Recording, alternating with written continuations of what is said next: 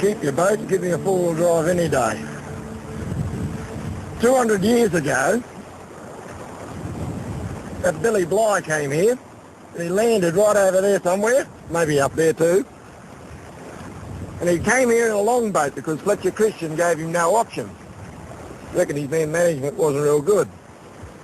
And he came from all the way over there at Tahiti, right across to the Australian coast and bumped it right here. When he arrived here, this island didn't have a name. But after 2 days, when he left, it was called Restoration Island. And the reason for that was that Bligh restored all his food resources and got his water supplies from this island.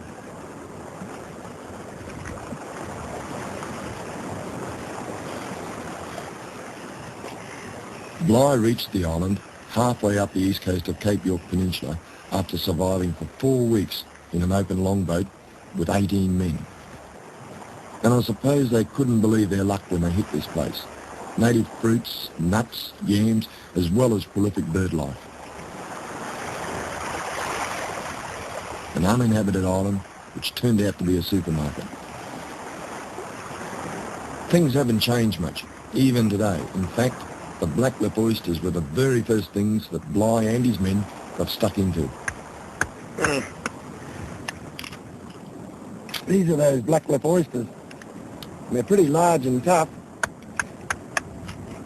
But gee, they're worthwhile. There's just about a meal in every oyster. Look at this fella here. Bligh was pretty lucky that he landed here because the distribution of these oysters is pretty restricted. There you go. Whoop. Get another one. You can see that all the rocks around here have got these fellas on them. We've also got the old milky oysters over there, but these are the attractive ones because of their size. They're very high in iodine too. And, geez, this one. I've opened some over the years and found a little bit of a pearl shell in some of them. I don't think I'll have that luck today, but the, I was saying about that iodine. There's one there. Very high in iodine. And if you've got a bit of a foot rot, a bit of tinea, I guess the trick would be to put a whole bunch of these in your boots and walk around. Top stuff.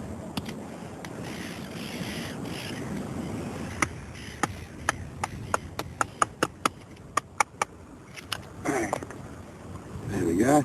What's in there? Just cutting away. Where is it?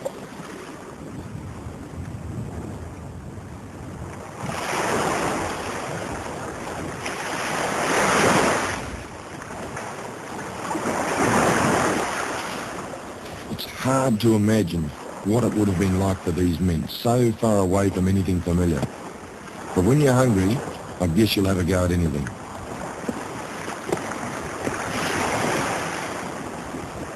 When you have a look at Bligh's diary and have a bit of a read through it, you can botanically key out some of the species that he ate while he was staying here on restoration. One of them was this fella here. That's the wong-eye plum. And it really comes from way up in the Torres Strait. Up there they've got a bit of a legend for it. They reckon once you eat it, you've always got to keep coming back. And of course that's what happened to Billy Bligh. He got back to England, they dressed him up as a governor and sent him back out to New South Wales. So I guess they might be right up the top end there.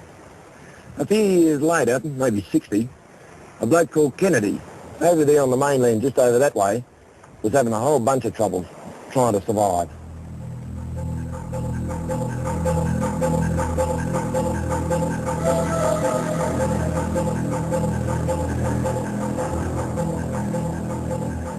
In the same area where Bligh was having a feast, Edmund Kennedy was facing starvation. In 1848, Kennedy set out to explore from Rockingham Bay to the top of Cape York, and the odds were against him right from the start. The expedition was weighed down with tons of equipment, and this was as far as they got, Kennedy Hill.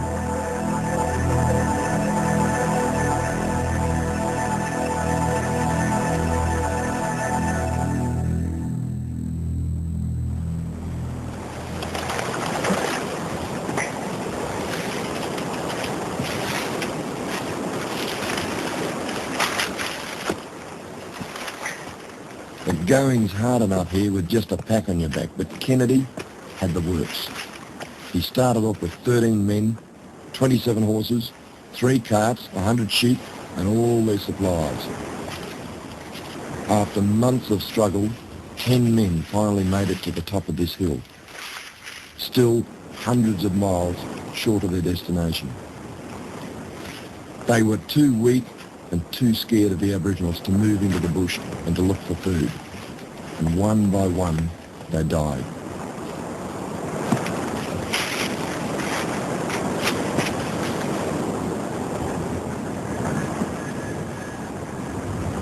I look around here, up this way, that hill there, and another one over there, and those hills are all named after people who died in this area on Kennedy's expedition. In fact, there's a creek line over there called Glenny Creek, and that's named after the horse, Glenny. The horse starved to death as well.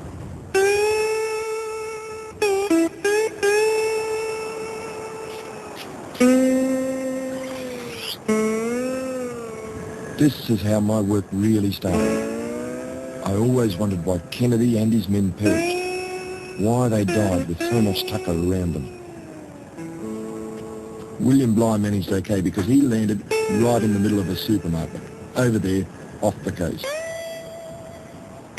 Kennedy, on the other hand, was a couple of miles inland, and he never made any real attempt to bring his men down onto the coastline. Well, it seems the main reason for that was his fear of the Aboriginals, and they were the very people who could have helped him the most.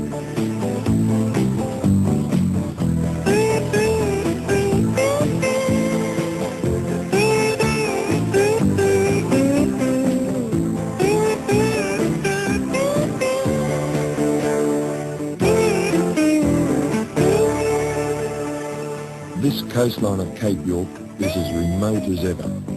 Even the Aboriginal people up here now live at a place called Lockhart River, a township with a general store. They don't live off the land, and their traditions are dying.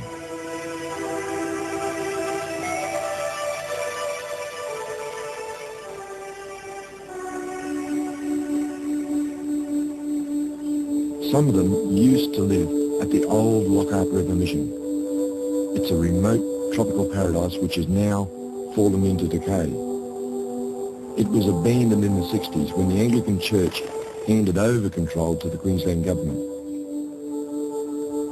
But while the mission itself has died, the land around it is as rich as ever.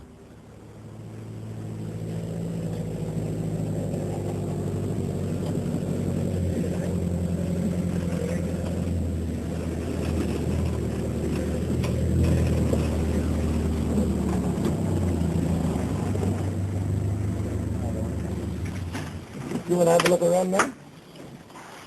Yeah, come on. No worries. Hey, we've got half a mango tree up here now. Which house is you living in, Ivy? Right down to another end there.